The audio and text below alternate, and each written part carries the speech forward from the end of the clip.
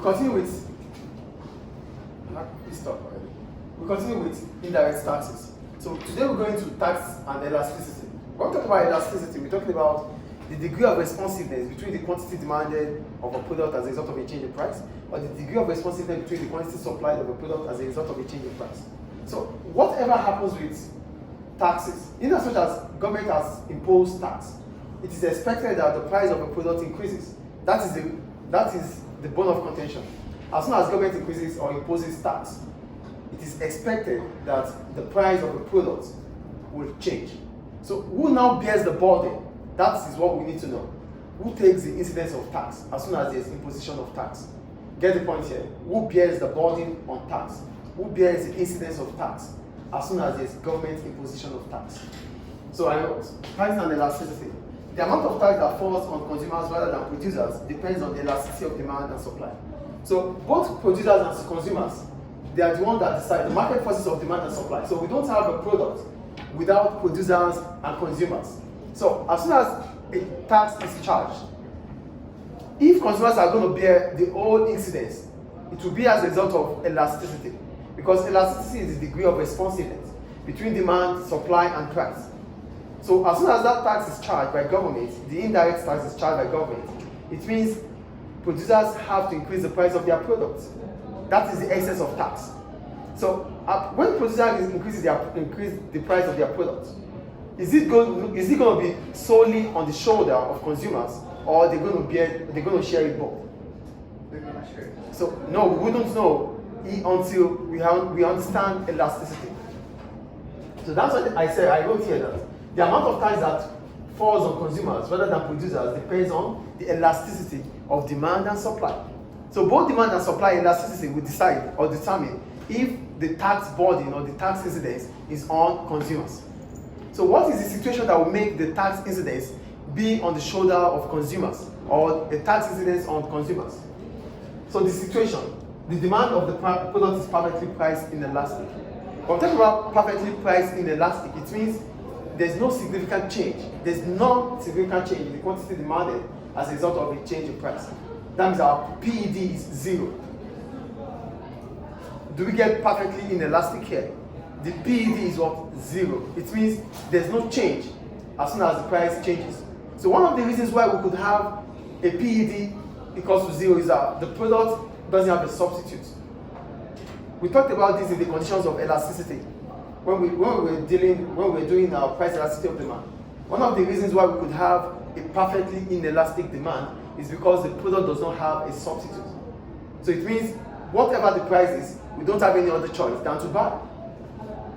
Do you understand perfectly inelastic here? It is perfectly inelastic because there is no significant change in the quantity demanded as a result of a change in price. So it means our PED, when we calculate it, it's going to give us 0. It remains the same. Nothing changes. So as soon as you have a PED, stop that and listen please. As soon as you have a PED that is 0, it means there's no significant change. So whatever the price is, we will buy. As a result of that, producers will be able to increase their price if tax is increased or imposed, because they know whatever the price is, consumers will buy. That is the first situation. Do you get the first situation here? If the demand of the product is perfectly priced inelastic, it means whatever the price is, consumers will buy. So as soon as there's imposition of tax, producers will increase the price, because the tax incidence or burden is on the shoulder of consumers. Do you understand the first point then?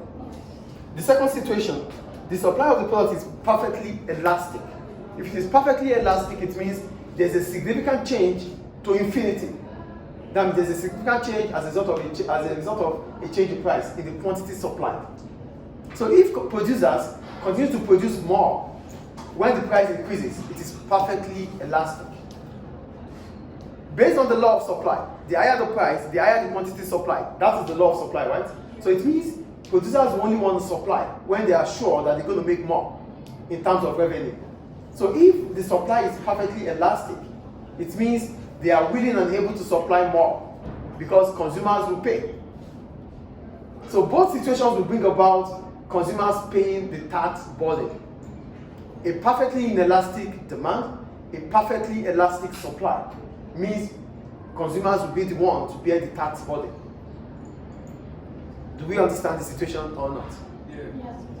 Both demand and supply, something has changed. Demand is perfectly inelastic, zero. Supply is perfectly elastic to infinity. So this means both situations favors producers. Because it favors producers, consumers bear the tax incidence. Do we get it now? The situation, both situation means producers will continue to sell because they are able to supply, they are able to produce more, and consumers are willing to pay more. So whatever the tax incidence is, it's always going to be on the consumers. Why? Because both situation favors producers.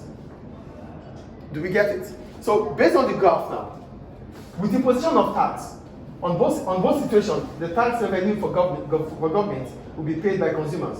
Why? Because it's always going to be upward shift. There's an upward movement in both demand and supply. Here, as soon as tax is imposed, the price of a product increases from P1 to P2. The price is increasing because there's imposition of tax. Before now, the price is at P1. The quantity was here. Now there's imposition of tax. And as soon as there's imposition of tax, because consumers have to pay the tax, the price will increase. The price is increasing because of imposition of tax. So the difference between P2 and P1 is the tax revenue, which government is going to get based on the fact that government has imposed tax. Do we get it or not? The price was P1. Imposition of tax increases the price. Because producers don't care anymore, based on the fact that consumers will bear the burden. They increase the price because they still want to produce. But for them to produce, it would have meant that consumers are willing to pay a certain price that is favorable to suppliers. That brings about P1 to P2. And that's an upward or vertical movement from here up here. So the incidence of tax is paid by consumers. The second situation, this is perfectly elastic supply. Then for perfectly inelastic demand, this is the graph of perfectly inelastic demand. As soon as imposition of tax comes in, the price will increase. Demand is still there, but there's always upward movement from S1 to S2. We only have upward movement from S1 to S2 if price increases. Supply would not come. There won't be supply. Can I go to that side? There won't be supply. There won't be supply if producers are not certain that consumers will pay the price. Please get the second point here. This is inelastic demand. For inelastic demand, suppliers will not supply products if they are not sure that the price is going to be increasing and consumers are willing to pay.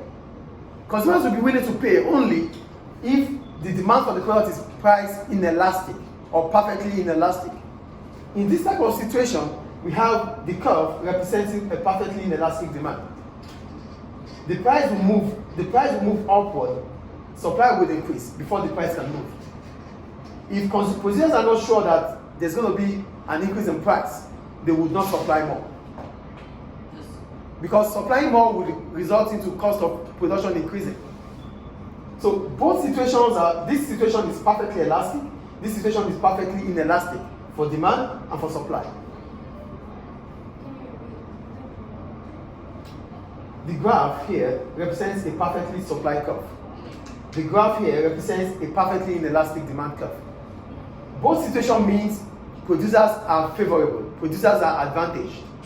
Why? Because as soon as government imposes tax, consumers will be the one to pay the tax revenue. Government is imposing tax because government wants the revenue. Government wants to make money. So where will government get this money from? Government cannot get money from you individually or come to the street to get this money. Government will get it based on what you buy outside from businesses. That's why we call it value-added tax, VAT, ad valorem tax, taxes on consumption. So as soon as you consume a certain product, you pay a tax on it. So the tax you pay is where government gets its own remittance, which is tax revenue. Government will not come to individuals to say, pay this tax. But government will do it indirectly. That is why it's an indirect tax. You just have to buy something. As soon as you buy, you pay the tax. So when the incorporate, We call it VAT. So it's a value added tax based on what you consume.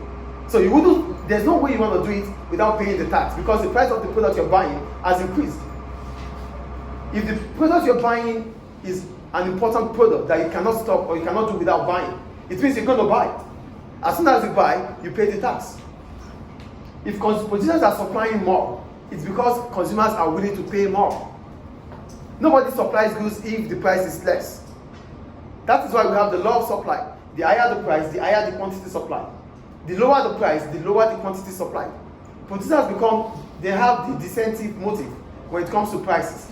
When we talk about price signal, we talk about incentive also. We talk about incentive signal, which is also a function of price. If price increases, it's an incentive for producers to supply more. The same situation here. Do we get it now or not? Yes. So the bone of contention, or the summary, is that as soon as there's a perfectly elastic supply or a perfectly inelastic demand, as soon as that happens and there's tax imposition, consumers bear the tax burden. The incidence of tax falls on the shoulder of consumers. That is the situation about taxes and elasticity for consumers. So in the next class, we'll talk about tax and elasticity for producers. Clear? Thank you.